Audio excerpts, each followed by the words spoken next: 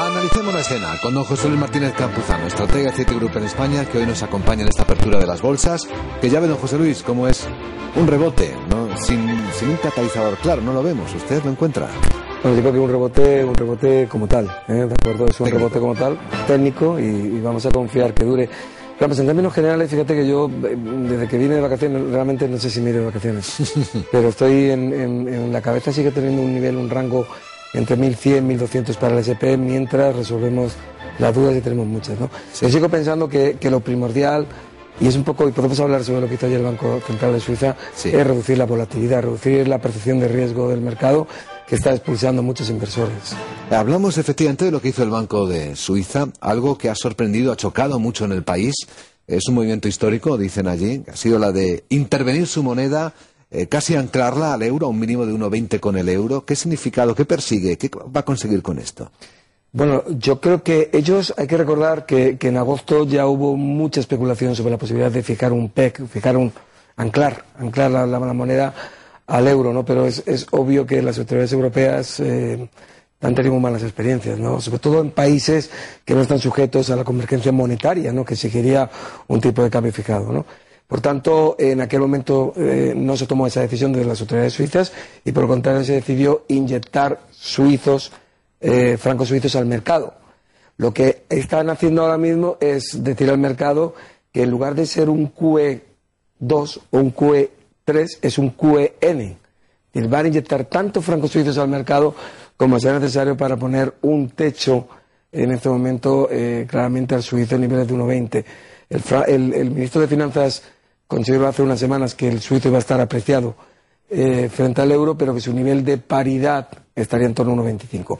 Yo creo que hay que verlo desde ese punto de vista, hay que verlo como reducir la volatilidad en el caso del franco suizo, y en segundo lugar decir al mercado que va a tener tantas reservas, que obviamente las tiene, en franco suizo para vender al mercado como sea necesario. Por tanto, es un mensaje muy contundente. No podrían soportar no solo la volatilidad del mercado, sino una caída ininterrumpida del euro, que en el segundo trimestre ha tenido un impacto importante, ¿no?, en el crecimiento del país. Efectivamente, bueno, cerca del 10% ha sido esta intervención, ¿no? Sí, pero llevaba prácticamente, se había apreciado, si no recuerdo mal, cerca de un 35-40% en los últimos meses. Por tanto, lo único que ha hecho es corregir en parte esa apreciación. Y en el Banco del Japón las cosas siguen tal cual, ¿no? No han querido ir más allá en las intervenciones. Sí anuncian que van a mantener ese tipo de interés entre el 0,1 y el 0% durante largo tiempo, aunque reconocen efectos colaterales. Sí, pero yo me iría un poquito más allá. Hay una reunión del G7, se reúne el viernes, y realmente entre las cuestiones que se van a debatir en el G7 es una intentar unificar posturas de los bancos centrales de los países desarrollados con respecto a la expansión monetaria.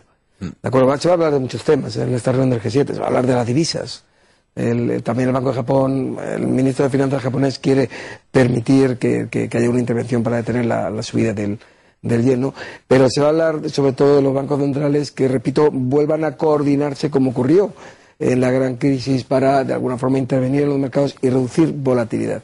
Por tanto, vamos a esperar qué va a pasar el fin de semana, porque realmente ahí se pueden tomar, no sé si tomar decisiones, pero sí marcar el camino con respecto a la expansión monetaria. Yo sigo pensando que los bancos centrales tienen margen de maniobra frente a muchos que creen que no hay margen de maniobra adicional, ¿no? Yo creo que hay mucho margen de maniobra para reducir volatilidad y, ¿por qué no?, seguir inyectando liquidez al mercado para intentar, sobre todo, mantener precios. Es fundamental mantener precios en bolsa, ¿no? En bolsa más que otro tipo de mercados, para dar liquidez también, ¿por qué no?, al sector financiero y mejorar las expectativas de los agentes. La primera respuesta más seria la vamos a tener el 21 de septiembre, ¿no?, cuando la FED decida seguramente implementar la tercera fase del estímulo cuantitativo. Es demasiado pronto. ¿Demasiado pronto? Salvo que haya un drama, que espero que no lo haya, deberíamos esperar que no lo haya demasiado pronto. Yo creo que ayer, por ejemplo, escuchamos uno de los consejeros de la FED, que hasta el momento se ha opuesto a nuevas medidas, subordinar cualquier decisión adicional a que haya una indicación clara de desinflación, ¿no? Los datos de inflación siguen estando muy altos. Realmente yo esperaría, no descarto que se tomen esas medidas, pero esperaría más bien a final de año para que se decida adoptarlas. Pero realmente el 21 tiene razón, o sea que no descarto que haya otro tipo de decisiones. No tiene que ser inyectar dinero al mercado, sino fijar objetivos cuantitativos de crecimiento, de desempleo, de inflación, de forma que manden al mercado un mensaje claro de que realmente si la inflación se modera, si los datos de desempleo siguen estando altos, podían aplicar ese tipo de medidas. Porque en el orden del día va el estudio de otro tipo de medidas adicionales. Claro, pero no esas medidas que todos tenemos en mente. Repito, es demasiado pronto. Probablemente a final de año se plantearán. Ahora hay que buscar medidas alternativas, ¿no? El Banco Central Europeo, estamos hablando, lo pasamos desapercibido, pero quizá no de una sorpresa, ¿no? Es decir, no me extrañaría que convocara inyecciones de liquidez a más largo plazo, incluso que bajara el tipo de interés de los depósitos, no el tipo de interés oficial, pero sí el de los depósitos para de alguna forma desincentivar a muchas entidades financieras que en lugar de prestar el dinero al mercado, lo depositan en el Banco Central. ¿Mantiene usted entonces, don José Luis, que con estos precios hay oportunidad de entrada, pese al riesgo todavía de continuidad de crisis? Aquellos que puedan asumir esa volatilidad, ese riesgo, no me cabe ninguna duda, al menos en mi opinión, al menos pensamos que en los próximos 6 meses podríamos a niveles más elevados, pero no todo el mundo, no todos los inversores pueden aguantar movimientos del 4% diario en bolsa como hemos visto en los últimos días, ¿no? Por tanto, creo que en un contexto de 6-12 meses tendremos niveles más altos, pero una recuperación seria, fuerte, contundente, un cambio de tendencia del mercado va a depender, 1, de que se reduzca la volatilidad, 2, de que realmente se tomen decisiones por parte de los diferentes gobiernos, esa coordinación, pero también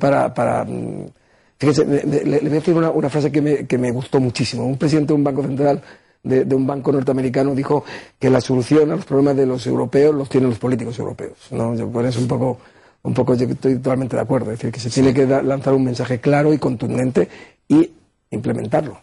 Claro. Don José Luis Martínez Campuzano, muchas gracias, que tenga usted un buen día. Muchas gracias.